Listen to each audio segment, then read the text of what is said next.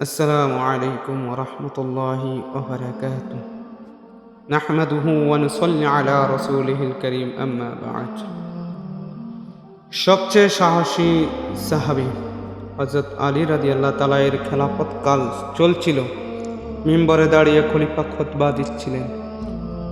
হঠাৎ সকলের সামনে প্রশ্ন ছুড়ে দিলেন, সাহাবাদের মধ্যে সবচেয়ে সাহসী সাহাবাকে?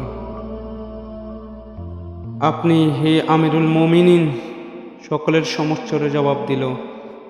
খলিফা সামান্য মুচকে হাসলেন, বললেন, না, আমি সবচেয়ে সাহসী নই।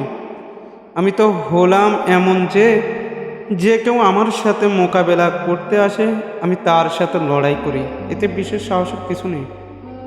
উপস্থিত সকলে স্বয়ং প্রশ্নের উত্তরের দিকে তাকিয়ে রইল। খলিফার উত্তরের দিকে হযরত আলী বলে চললেন, বিষয়টি বোঝার জন্য একটি ঘটনা শুনো। ইসলামের তখন প্রথম জামানা।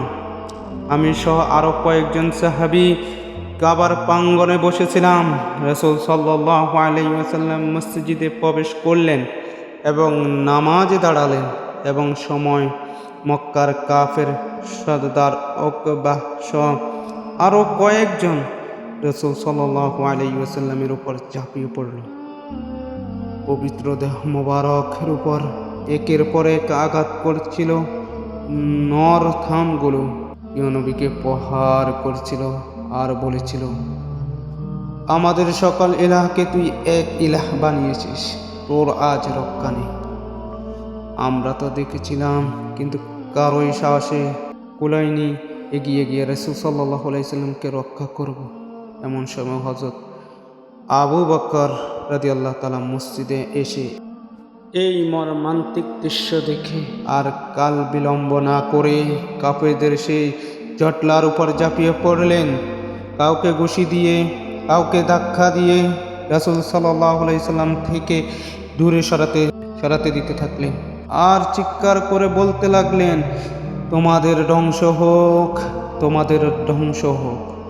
তোরা এমন ব্যক্তিকে হত্যা করতে চাচ্ছিস যে বলে, আল্লাহ আমার রব, আল্লাহ সুবহানাহু ওয়া তাআলা আমার রব। এইটুকুই বলেই হযরত আলী রাদিয়াল্লাহু তাআলা কান্না শুরু করে দিলেন। এরপরে সকলকে উদ্দেশ্য করে জিজ্ঞাসা করলেন, আমি তোমাদেরকে আল্লাহর কসম দিয়ে জিজ্ঞাসা করছি, বলো তো, ফেরাউনের ওই বংশের ওই মুমিন ব্যক্তি বেশি উত্তম যে ঈমান গোপন করে ফেরাউনকে বলেছিল, আপনি এমন একজনকে হত্যা করতে চান যে বলে আমার রব আল্লাহ, নাকি হযরত আবু বকর উত্তম? উপস্থিত সকলে চুপ করে রইল, কারো মুখে কোনো শব্দ নেই। হযরত আলী রাদিয়াল্লাহু তাআলা বললেন, আল্লাহর কসম, হযরত আবু বকরের জীবনের এক মুহূর্ত ওই মুমিন ব্যক্তির পুরো জীবন থেকে উত্তম, কেননা সে ঈমানকে গোপন করেছিল, আর হযরত আবু বকর এক মুহূর্তের জন্য নিজের ঈমানকে গোপন করেননি।